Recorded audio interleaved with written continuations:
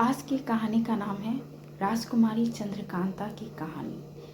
चंद्रकांता को श्राप मिला था कि वह पूरे 1 वर्ष के लिए आदमी बन जाएगी अगर वो उस दौरान किसी के साथ संबंध बनाएगी तो हमेशा के लिए आदमी बन जाएगी। चंद्रकांता उदयपुर की राजकुमारी थी। कहते हैं उसे 10 विद्याओं का ज्ञान था, पर उसके ज्ञान को उसके माँ बाप ने जन्म से बांध दिया था ताकि वो अपने घर छोड़कर ना जा सके। राजा शिवसेन अपनी पुत्री के लिए योग्य वर ढूंढ रहे थे। चंद्रकांता एक दिन एक ऋषि के कहने पर निर्जना नदी पर एक पत्थर ढूंढने जाती है।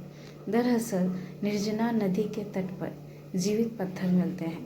कुंवारी कन्या यदि पूर्णिमा के दिन उस दिन पत्थर को लाती है और एक मंत्र से उसको सिद्ध करती है तो वही पत्थर एक इंसान बन जाएगा। उस पत्थर में इंसानी आत्मा आ जाएगी और चंद्रकांता को योग वर मिल जाएगा। मंत्र को सिद्ध करते समय चंद्रकांता से कुछ भूल चूक हो जाती है। इससे यह होता है कि उस पत्थर में एक दिव्य आत्मा आती है, पर उसका शरीर विकृत हो जाता है। चंद्रकांता को अपनी सुंदरता पर बहुत अहंकार था, तो उसने उस आत्मा से शादी करने से इनकार दिया क्योंकि उसका देह विकृत हो गया था। उस आत्मा ने गुस्से में आकर उसे एक आदमी बनने का श्राप दे दिया। चंद्रकांता अब 1 साल तक एक लकड़हारा बन जाती है और उसे जंगल में खूब मेहनत करना पड़ता है।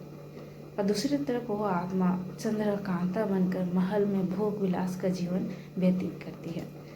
पूरे 1 साल जंगल में बिताने के बाद चंद्रकांता को जंगल की जड़ी बूटी का ज्ञान हो जाता है और उसे आत्मग्लानि भी होती है कि कैसे उसने उस आत्मा के साथ गलत किया।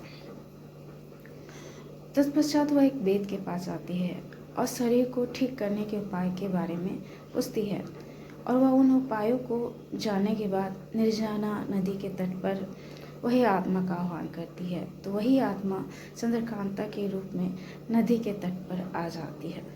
चंद्रकांता बोलती है उसे उसका रूप लौटा दीजिए। उसे अपनी गलती पर बहुत पछतावा है।